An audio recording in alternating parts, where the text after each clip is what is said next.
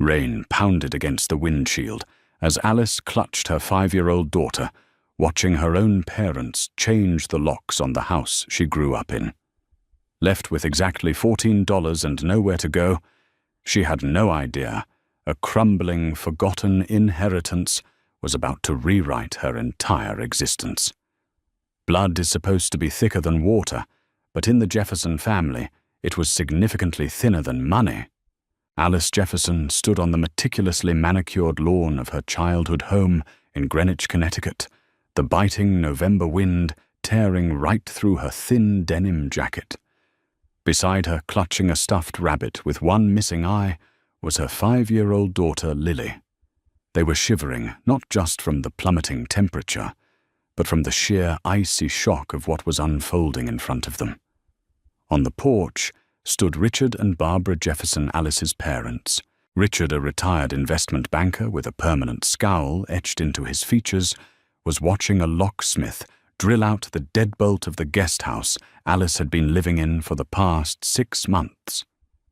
Barbara, dressed in a pristine cashmere sweater, refused to even make eye contact, choosing instead to intensely inspect her manicured nails. "Dad, please!" Alice begged, her voice cracking as a fresh wave of freezing rain washed over her. "You can't do this. I have Lily. Just give me 1 more week. My next paycheck from the diner clears on Friday. I'll have enough for a motel." Richard didn't even blink. He adjusted his expensive silk scarf and looked at his daughter with a gaze devoid of any paternal warmth. "We gave you 6 months, Alice. 6 months to get your life together after that deadbeat David Miller walked out on you. Instead, you're pouring coffee for minimum wage and embarrassing this family. We are selling the estate. The buyers want the guest house empty by tomorrow." "But it's 20 degrees outside." Alice screamed, her panic rising as Lily began to cry, burying her small face into Alice's leg. "Where are we supposed to go?" "That is exactly the kind of problem a 26-year-old woman should be able to solve," Richard replied coldly. "You chose to drop out of nursing school. You chose to keep a child you couldn't afford. It is time you face the consequences of the real world. Now get off my property before I call the police for trespassing." The sheer brutality of those words struck Alice like a physical blow. Her own father, her own mother, who simply turned her back and walked inside the warmth of their multi-million-dollar mansion without a single word of goodbye to her only granddaughter. Alice scooped up the sobbing Lily, threw their 2 trash bags full of clothes into the trunk of her beat-up 2008 Honda Civic and drove away. That night was the lowest point of Alice's life. She parked under the glaring, flickering lights of a Walmart parking lot. She layered every piece of clothing she owned over Lily, holding the little girl against her chest to share body heat. The engine was off to save the 1/4 tank of gas she had left. As Alice stared up at the frost forming on the inside of the windshield, she silently promised her daughter that she would find a way out of this hell. She didn't know how, but she would.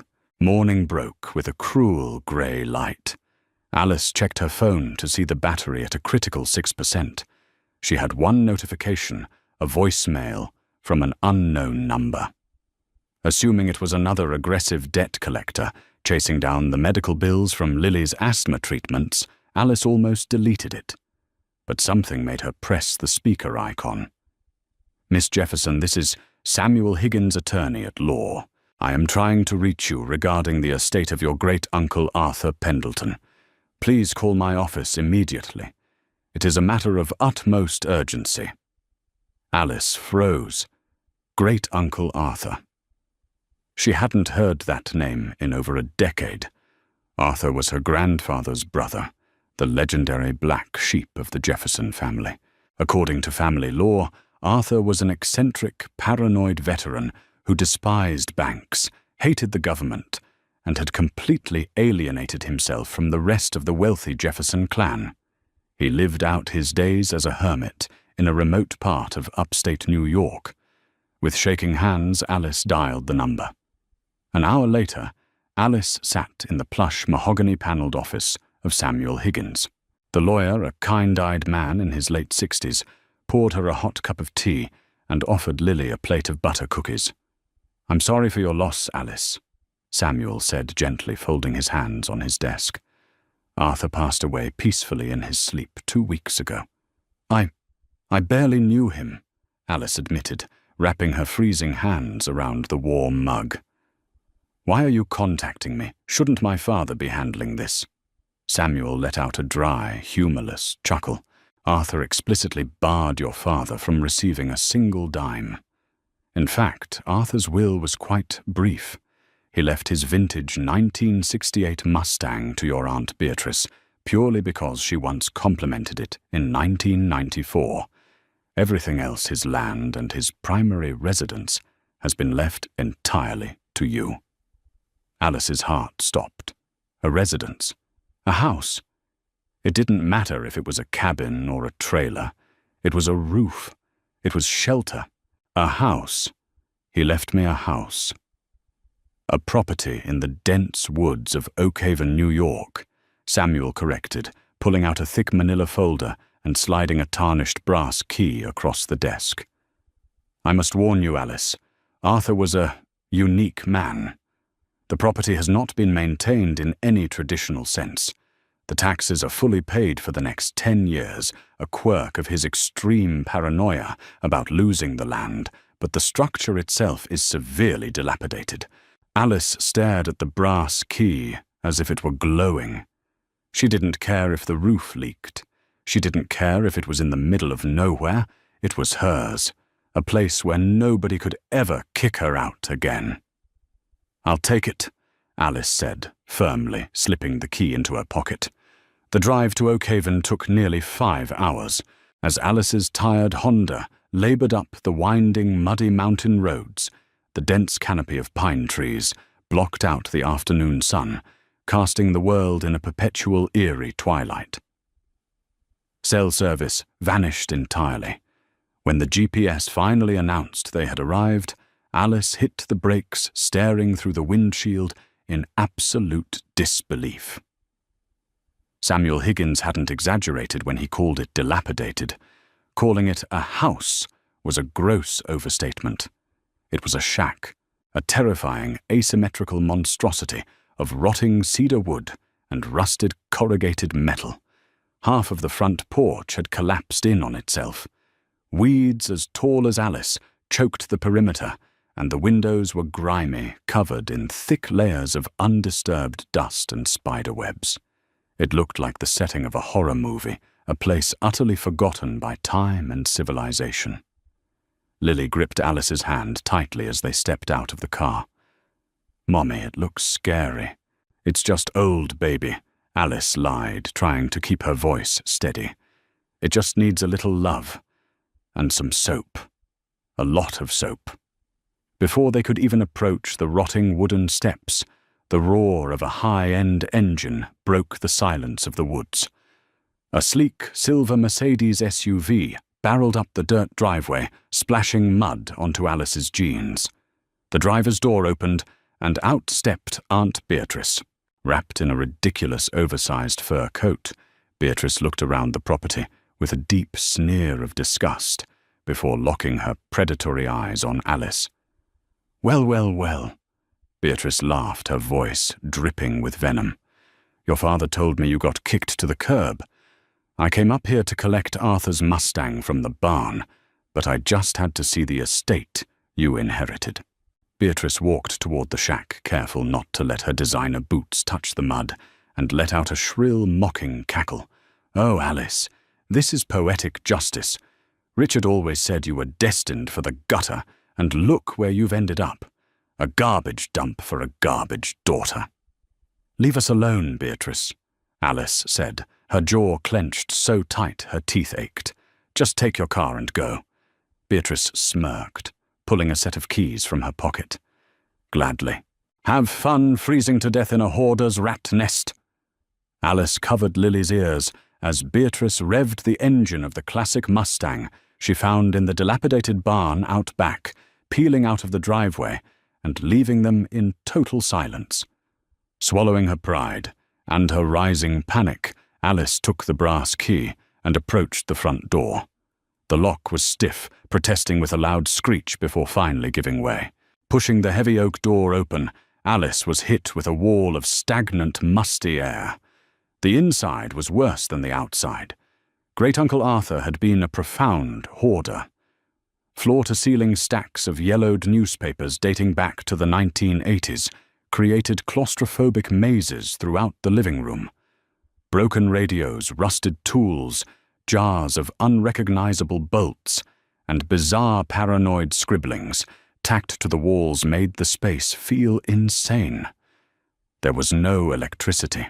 The water from the kitchen pump came out brown. Alice felt a sob rising in her throat, a heavy, crushing wave of despair.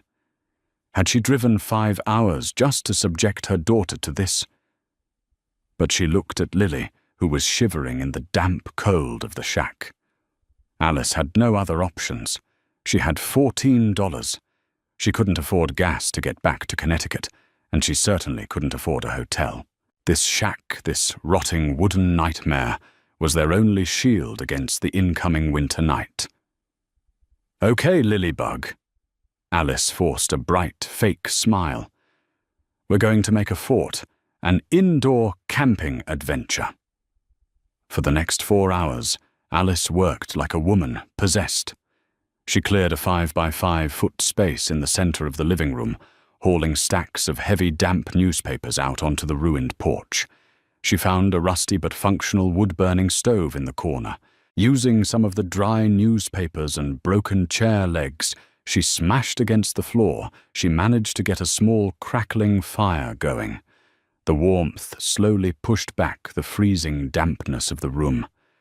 Alice set up their sleeping bags near the stove, feeding Lily a dinner of peanut butter sandwiches from their cooler. Exhausted by the day's trauma, Lily fell asleep, quickly wrapped securely in her sleeping bag. Alice, however, couldn't sleep. The wind howled outside, violently rattling the old window panes. The shack creaked and groaned, as if it were alive. Around 2 a.m., the storm worsened. A massive gust of wind struck the side of the house, and Alice heard a distinct loud crack from the small attached mudroom near the back of the shack. Terrified that the roof was caving in, Alice grabbed a heavy iron fire poker and her phone, using the weak beam of the flashlight to navigate the narrow, cluttered hallway. She pushed open the door to the mudroom. The roof was intact, but a heavy wooden shelf holding ancient paint cans had collapsed, scattering debris everywhere. Sighing in relief, Alice stepped forward to clear the mess. As her boot came down on the floorboards, it didn't make the usual solid thud. It made a hollow, resonant thunk. Alice froze. She tapped her foot again. Thunk, thunk. Frowning, she aimed her phone's flashlight at the floor. Beneath the spilled nails, dirt, and rotting wood, she noticed that the floorboards were not laid in a continuous pattern. There was a perfect 3-foot by 3-foot square cut into the wood. Curiosity overcoming her exhaustion, Alice knelt down. She used the sharp end of the fire poker to pry up a rusted piece of linoleum that was partially covering the square. Her breath hitched. Bolted flush into the rotting wood was a massive, heavy iron ring. It wasn't just a loose floorboard. It was a trap door. Alice's heart hammered against her ribs. Arthur was fiercely paranoid. What on earth did a man who trusted no one, hated banks and hoarded trash, keep locked away under the floor of his ruined shack? Gripping the freezing iron ring with both hands, Alice braced her boots against the floor and pulled with all her might. The stairs went impossibly deep. 10 steps. 20. 30. Alice felt the ambient temperature completely shift. The biting winter freeze was replaced by a dry, regulated coolness. When her boots finally hit a solid concrete floor, she swept her flashlight around her breath, catching in her throat. This was no root cellar. It was a massive subterranean bunker, roughly the size of a gymnasium, constructed entirely from thick, reinforced concrete. The walls were lined with heavy-duty metal shelving holding thousands of MRE's water filtration systems and survival gear. In the corner sat a massive industrial diesel generator, wired into a complex grid of deep-cycle marine batteries. Arthur Pendleton hadn't just been a hoarder. He had been a high-level doomsday prepper. Alice walked cautiously down the center aisle, her light cutting through the absolute darkness. At the very back of the bunker, sitting on a raised concrete dais, were 6 massive olive-green military footlockers. They were locked with heavy master padlocks, but the steel hasps on the wood were rusted from decades of sitting in the deep earth. Driven by a manic surge of curiosity, Alice wedged the sharp tip of her iron fire poker under the hasp of the first locker. She threw all her body weight into the lever. With a sharp crack that echoed like a gunshot through the bunker, the rusted metal snapped. Alice dropped the poker. Her hands were shaking so badly she could barely lift the heavy lid. When she finally threw it back, she didn't find guns, and she didn't find more canned food. She found dull, heavy yellow bricks. Alice froze. Her mind refused to process the visual information. She reached out her fingertips, brushing against the freezing surface of the top brick. She grabbed it, stunned by the immense, concentrated weight of the object. It took both hands to comfortably lift a single brick into the beam of her flashlight. Stamped into the gleaming metal was an insignia Valcambi Swiss. 1,000 grams. Fine gold, 999.9. No, Alice whispered, her voice echoing in the dead silence. No way, this isn't real. She dropped the brick back into the locker. It landed with a heavy, muted thud that only solid gold could make. Frantically, she tore open the other 5 lockers using the poker. Gold, all of them. Hundreds upon hundreds of 1-kilogram bars. Mixed among them were thousands of 1-ounce Canadian maple leaf and South African Krugerrand coins, meticulously stacked in plastic tubes. Sitting atop the final locker was a thick, leather-bound journal. Alice opened it.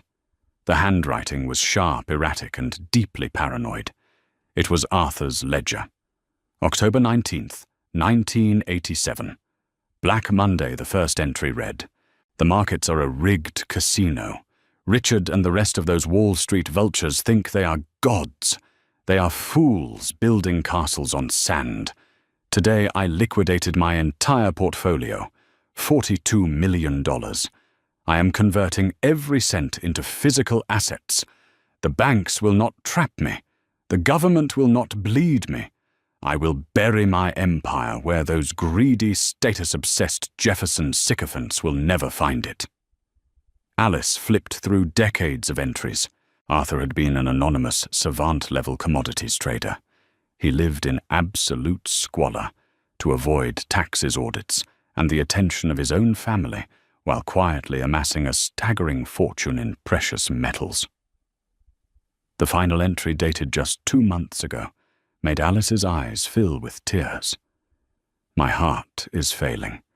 The doctors give me weeks. I have watched my niece Alice from a distance for years. She is the only Jefferson with a soul. She works. She loves her child. When Richard threw her to the wolves, he proved exactly what this family is. The wealth is hers. May it be the sword she uses to sever the heads of those vipers." Alice sat heavily on the concrete floor, surrounded by a fortune so massive it broke her comprehension. She didn't have $14. She was sitting in a room holding over $85 million in untraceable physical gold. She wasn't helpless anymore. She was dangerous. Alice didn't sleep a single second that night. When the sun finally broke through the grey morning clouds, she drove 2 miles down the mountain until her phone caught a single bar of cellular service. She dialed Samuel Higgins. "Samuel." Alice said, her voice completely devoid of its former desperation, replaced by a cold, sharp steel. "I need you to contact Brink's Global Services immediately. I need 3 armored transport trucks, heavily armed guards, and a secure vault at Vanguard. We have a situation at the property." The lawyer was stunned into silence, but within 4 hours the quiet woods of Oak Haven were completely locked down by private security contractors. Alice watched stoically as armed men hauled locker after locker out of the ruined mudroom, weighing and cataloguing the bars under Samuel's watchful, disbelieving eyes. But wealth of that magnitude cannot remain a secret for long. A clerk at the local probate office caught wind of the astronomical asset transfer happening in Oak Haven. Within 48 hours, a gossip blog in Greenwich published a blind item about a disgraced heiress striking a multi-million-dollar gold vein in a hoarder's cabin. Richard Jefferson didn't need a map to know exactly who the article was about. A week later, Alice, now living in a sprawling high-security penthouse in Manhattan, was served with a massive lawsuit. Richard and Barbara had hired a notoriously vicious litigation firm, claiming Arthur Pendleton was severely mentally incompetent. They demanded the estate be immediately seized and redistributed to the rightful next of kin, meaning Richard. They wanted to crush her. They wanted the gold, and they wanted her back in the gutter. The court date was set for early March in the Southern District of New York. Alice walked into the mahogany courtroom wearing a custom-tailored Tom Ford suit, looking like a completely different human being. She held her chin high. Lily was safe, enrolled in one of the most elite private schools in the city, with a trust fund that would protect her for 10 lifetimes. Richard sat at the plaintiff's table, radiating arrogance. Aunt Beatrice sat directly behind him, glaring daggers at Alice. "Your Honor." Richard's attorney began pacing the floor. Arthur Pendleton was a documented hermit who lived in his own filth. He was utterly detached from reality. We have psychiatric evaluations suggesting extreme paranoia, the idea that he possessed the mental capacity to execute a valid will, let alone disinherit his own brother in favor of an estranged 26-year-old, is legally absurd. The estate belongs to my client. The judge, a stern woman with no patience for theatrics, looked over her glasses at Samuel Higgins. "Counselor, what does the defense have to say?" Samuel stood up calmly. He didn't bring a stack of papers. He brought a small USB drive. "Your Honor, Arthur Pendleton was eccentric, yes, but he was also one of the most brilliant private commodities traders of the 20th century. He anticipated this exact frivolous lawsuit. We submit into evidence Defense Exhibit A, Arthur's final testament." A large screen flickered to life in the courtroom. On the screen was Arthur Pendleton, sitting in his underground bunker, surrounded by the crates of gold. He looked directly into the camera, his eyes sharp and lucid. "My name is Arthur Pendleton." The recording echoed through the stunned courtroom. "I am of completely sound mind. I am recording this because my brother Richard is a greedy, narcissistic parasite. If you are watching this, it means Richard has tried to steal what belongs to Alice. Let me be unequivocally clear. I despise Richard. He is a fraud who over-leverages his client's money to fund a fake lifestyle. I leave every ounce of my wealth to Alice Jefferson, because she is the only one who knows the value of $1 and the value of a human life." Arthur leaned closer to the camera, a cruel smile forming on his lips. "And Richard, if you're watching this, check your Cayman Island hedge fund. The tech bubble is bursting again, and you're exposed. You're going to lose everything." The courtroom erupted into total chaos. Richard's face drained of all color, turning a sickly ashen gray. He frantically pulled out his phone, his hands violently trembling. The judge slammed her gavel down repeatedly. "Case dismissed with prejudice," the judge barked. Mr. Jefferson, if you ever waste this court's time again, I will sanction you into oblivion." Alice didn't say a word to her father as she walked out of the courtroom. She didn't need to. The execution had already been carried out. Arthur's final prediction had been dead on.